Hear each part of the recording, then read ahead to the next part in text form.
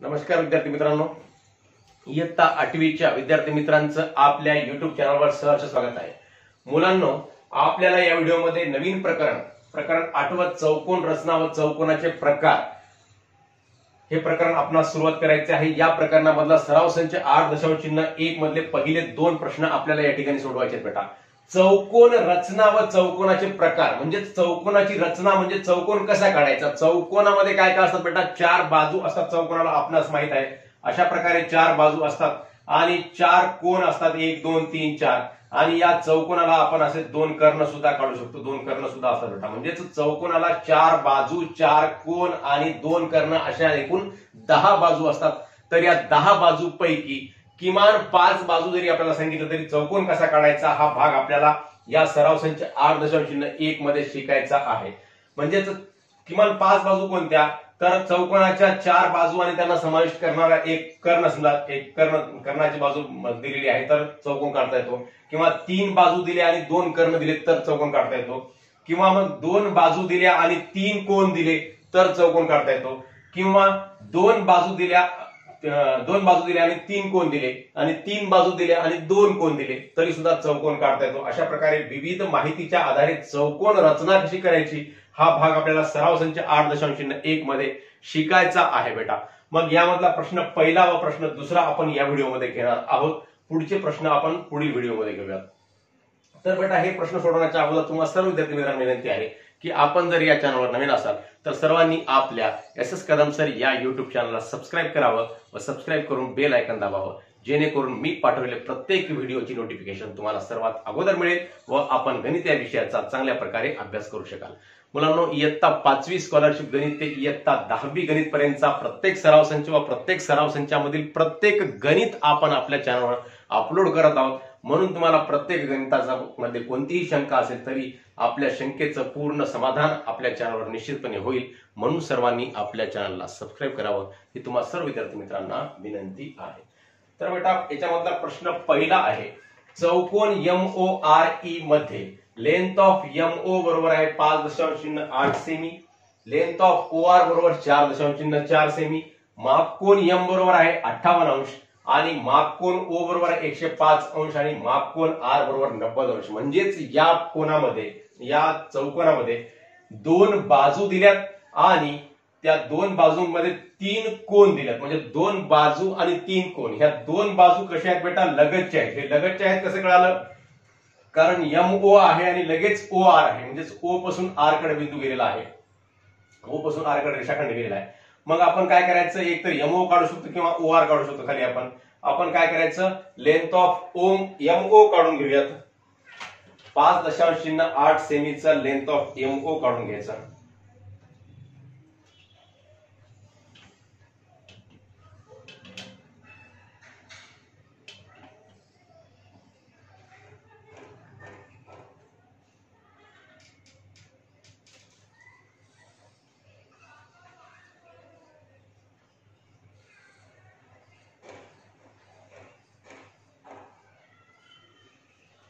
तर याचं माप MO काढलेलं आहे बेटा आपण, आणि याचं माप लिहिलं 5.8 सेमी।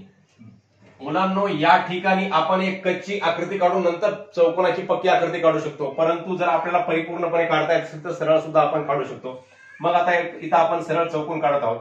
5.8 सेमीचा माप लेंथ ऑफ MO काढला।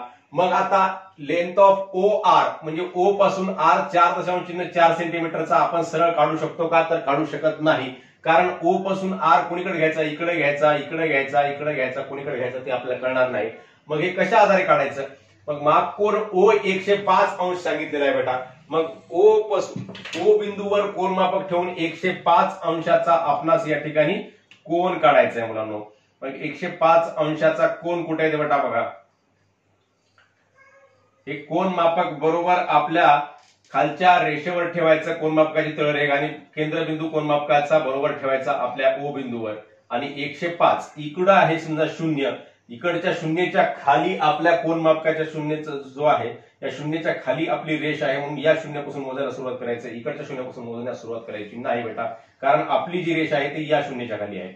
मग 0 10 20 30 40 50 60 70 80 90 100 100च्या पुढे 105 हे इथं आहे बेटा मापकोन ओ. मग इथं एक बिंदू स्थापित करायचा, या बिंदूला आणि ओ बिंदूला नंतर काय करायचं, जोडून घ्यायचं. म्हणजे इथं एक काय करायचं बेटा, किरण काढायचा असा मोठा. म्हणजे आपलं हे जे माप आहे length of O R J आहे, हे ओ आर आपण कुठेही काढू शकतो याच्यामध्ये. म्हणजेच याचे माप किती आहे, 4.4. 4.4चं कंपास मध्ये अंतर घेऊन आपण इकडं एक चाप मारू शकतो बेटा. मग आपण काय करायचं, कंपास मध्ये अंतर घ्यायचं 4.4 सेंटीमीटरचं. असा कंपास मध्ये पेन्सिल लावायची बेटा. पेन्सिल लावून 4.4 सेंटीमीटरचं आपण माप घ्यायचं. ते कसं घ्यायचं, स्केलवर आपण कंपास ठेवायचा आणि 4.4 सेंटीमीटर वर आपण माप घ्यायचं बेटा.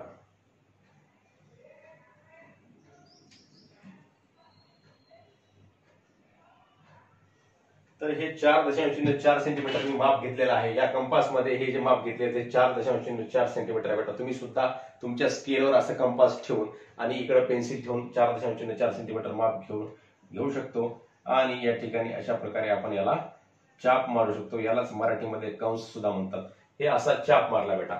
मग हे अंतर किती झालं, आता ओ पासून आर अंतर झालं हे 4.4 सेंटीमीटरची. इथं याला आर नाव देऊयात. आणि हे याचं माप किती झालं बेटा, मापकोन ओ 105 अंशाचा काढलेला आहे. या ठिकाणी आपण 105 अंश. आणि हे अंतर किती झालं, 4.4 सेमी.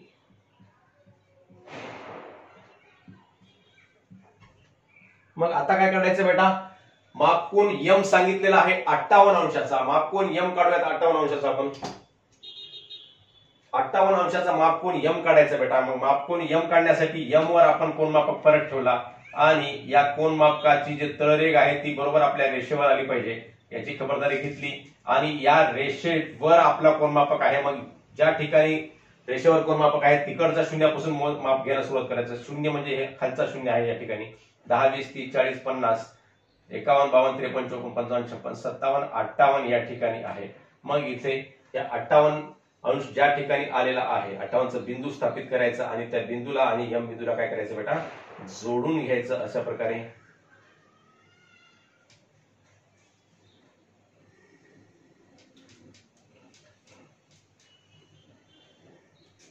व असा हा किरण काढायचा बेटा इकडं. मग आता ह्या चौकोनाच्या 3 बाजू झाल्या, चौथी बाजू आपल्याला काढायची. मग चौथ्या बाजूमध्ये याचं माप किती सांगितलं होतं बेटा, याचं माप 58 अंश. इथं आपण 58 अंश लिहून टाकायचं. आता काय सांगितलं, एम ओ आर इकडचा ई बिंदू कुठे घ्यायचा बेटा, तर मापकोन आर 90 अंश सांगितला. मग या आर वर 90 अंशाचा कोन स्थापित करायचा बेटा. 90 अंशाचा कोन कसा काढायचा, तर या आर बिंदूवर कोन मापकाचा आपला मध्यबिंदू ठेवायचा आणि 90 अंश इकडच्या बाजूला कुठे आहे ते बघायचं बेटा. मग 90 अंश या बिंदूच्या सरळ आहे, ह्या बिंदूच्या इकडे सरळ आहे. इथं 90 अंश आपण हे करू शकतो आणि इथं बिंदू स्थापित करू शकतो. आणि या बिंदूला आणि या आर बिंदूला आपण काय करायचं बेटा, जोडून घ्यायचं आहे.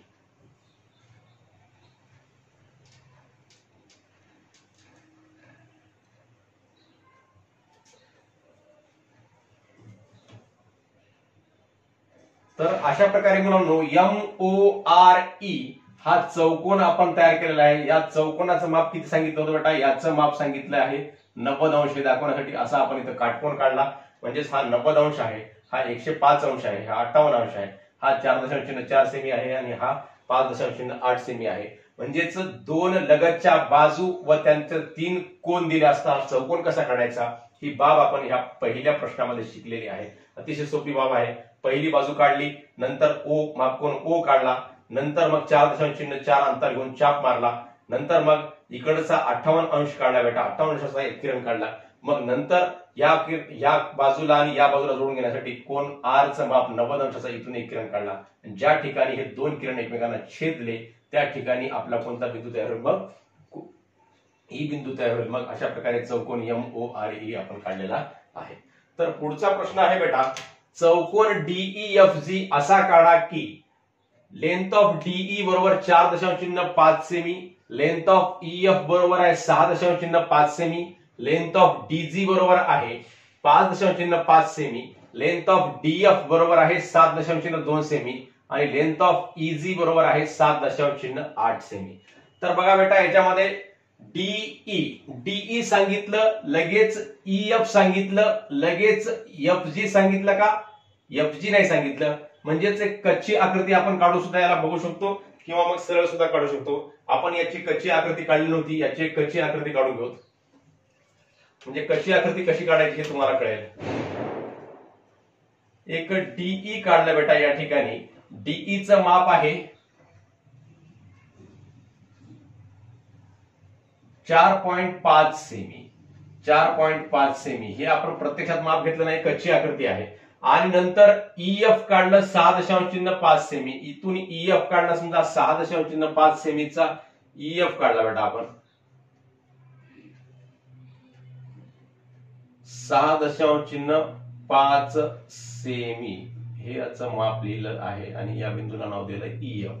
नंतर काय काढलं? डीजी. डी पासून जी बिंदू काढला. डीईएफजी. डी पासून जी बिंदू काढला 5.5 सेमी. 5.5 सेमीचा हा बिंदू काढला आपण. याला नाव देऊयात जी. डीजी काढला 5.5 सेमी.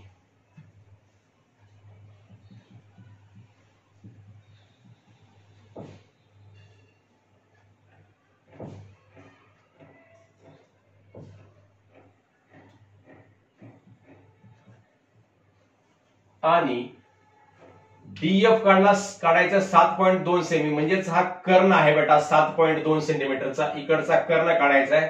या कर्णाचं माप सांगितलेलं आहे 7.2 सेमी.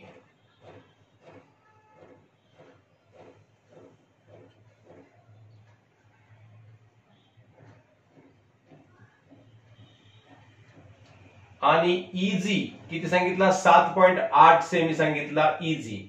म्हणजेच ई पासून जी पर्यंतचा 7.8 सेमी सांगितलेला आहे बेटा. या कर्णाचं माप सांगितलं 7.8 सेमी.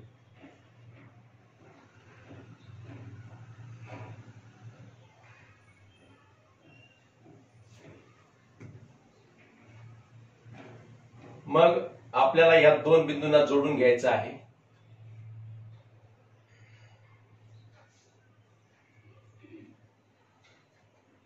याचं माप 7.8 सेमी आहे या कर्णाचं. अशा प्रकारे ही कच्ची आकृती काढली बेटा. कच्ची आकृती म्हणू शकतो आपण याला, किंवा आपण सरळ पक्की आकृती सुद्धा काढू शकतो. मग ह्या कच्च्या आकृतीचा आधारे आपल्याला हे कळते की बाबा हे कर्ण हे दोन मापाचे सांगितले 7.2 आणि 7.8 हे कशाचे आहेत? कर्णाचे माप आहेत. आणि ह्या तीन बाजू सांगितलेल्या आहेत. कोणत्या? डीई सांगितलं 4.5, नंतर ईएफ सांगितलं 6.5 आणि नंतर डीजी सांगितलेलं आहे 5.5 सेमी सांगितलेलं आहे. मग अगोदर आपण डीई काढून घेऊयात. 4.5 सेंटीमीटर अंतर घेऊन डीई काढून घेऊयात.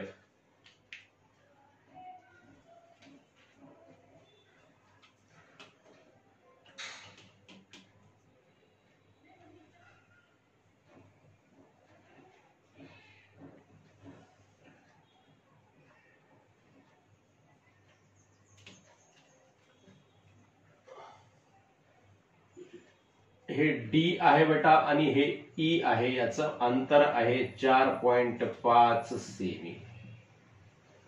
आता काढायचंय आपल्याला ईएफ काढायचं 6.5 सेमीचं. मग ईएफ हे अंतर कशामध्ये घ्यायचं बेटा? कंपास मध्ये घ्यायचं परत. आणि 6.5 सेमी अंतर घेऊन आपण काय करायचा? चाप मारायचा मुलांना. या ठिकाणी 6.5 सेंटीमीटर अंतर घ्यायचं.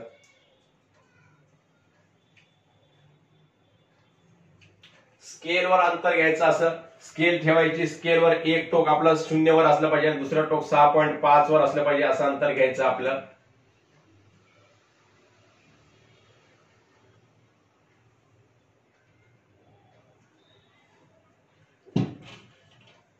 हे ईएफ आहे 6.5 सेमी. म्हणजे हे ईएफ कोणीकडे येऊ शकते? इकडे. याचा आपण एक चाप मारून घेऊयात बेटा 6.5 सेंटीमीटरचा.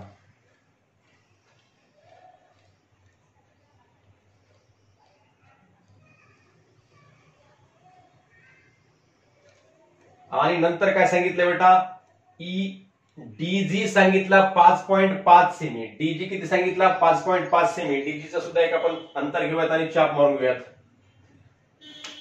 डीजी 5.5 सेमी.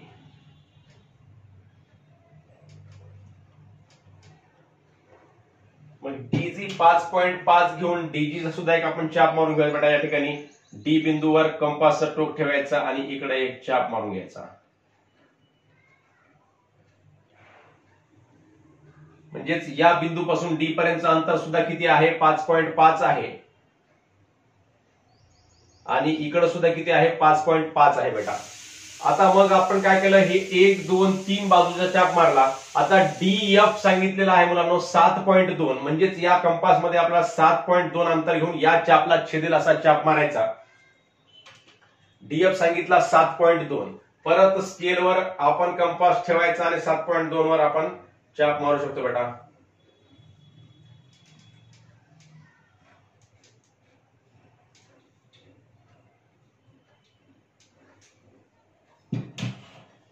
हे 7.2 अंतर घेतलं मुलांनो आणि या पहिल्या चापला छेदणारा आपण या ठिकाणी चाप मारत आहोत.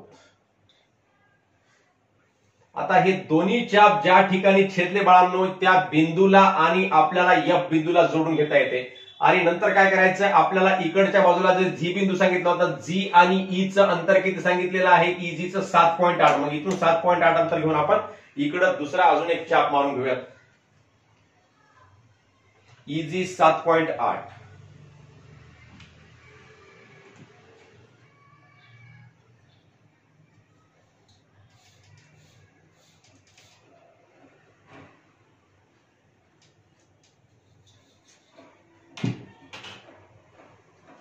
तर हे ई बिंदूपासून आपण या पहिल्या चापला छेदणारा चाप मारून घेत बेटा. म्हणजे याचा अंतर काय असेल? 7.8 असेल.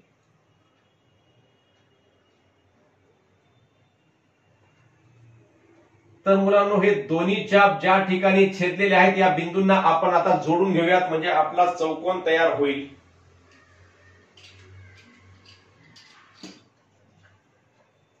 या दोन बिंदूंना जोडून घेऊयात आपण.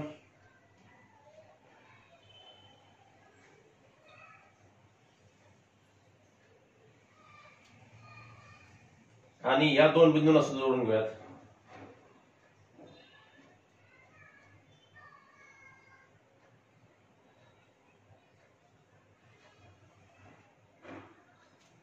आणि या दोन बिंदूंना सुद्धा जोडून घेऊयात.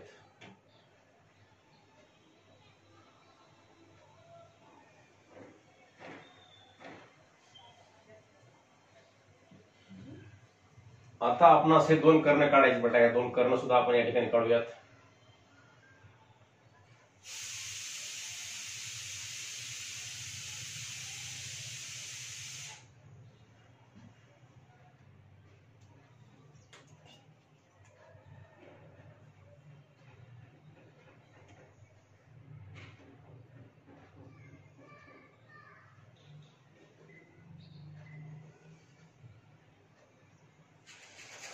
आता या पूर्ण बिंदूला नाव देऊयात. D E F. या बिंदूचं नाव आहे एफ आणि या बिंदूचं नाव आहे जी. आणि हे अंतर लिहूयात बेटा. हे किती आहे? 4.5 सेमी. हे किती आहे? 6.5 सेमी. 6.5 सेमी. आणि हे अंतर आहे 5.5 सेमी. इकडचं अंतर 5.5 सेमी. आणि ह्या कर्णाचं अंतर आहे 7.2 सेमी.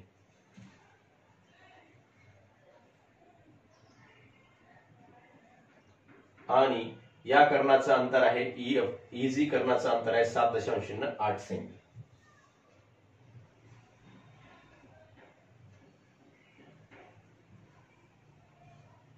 तर मुलांनो अशा प्रकारे आपण या ठिकाणी हा चौकोन काढलेला आहे. दिलेल्या माहितीच्या आधारे चौकोन काढलेला आहे. अतिशय सोपी बाब आहे. फक्त समजून घ्यावं लागते. व्यवस्थित आपलं कुठं चुकणार नाही याची खबरदारी घ्यावी लागते.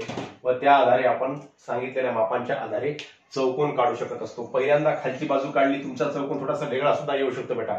मी खाली डीई बाजू घेतली. तुम्ही खाली या ईएफ बाजू सुद्धा खाली घेऊ शकता. म्हणजे कोणतीही बाजू घेऊन तुम्ही काढू शकता. मग इथं मी पहिली बाजू काढली, त्यानंतर एक अंतर घेऊन इकडे चाप मारला आणि नंतर तसंच अंतर घेऊन इकडे सुद्धा चाप मारला आणि नंतर ह्या कर्णाच्या मापाच्या आधारे 2 चाप मारले, छेदणारे चाप मारले। मग अशा प्रकारे आपल्याला एफ आणि जी बिंदू प्राप्त झाला। मग आपण या एफ आणि जी बिंदूला या सर्व रेषांशी काय केलं बेटा, या 2 बिंदूंशी जोडून घेतलेला आहे। अशा प्रकारे आपण सराव संच 8.1 मध्ये पहिले 2 प्रश्न सोडवले आहेत। पुढच्या व्हिडिओमध्ये पुढचे 2 प्रश्न आपण प्रश्न 3रा व 4था सोडवूयात। आपल्या सर्वांना हा व्हिडिओ समजला असल्यास नक्की आपल्या मित्रांना शेअर करा व व्हिडिओवर लाईक व कमेंट सुद्धा अवश्य करा बाळांनो। धन्यवाद।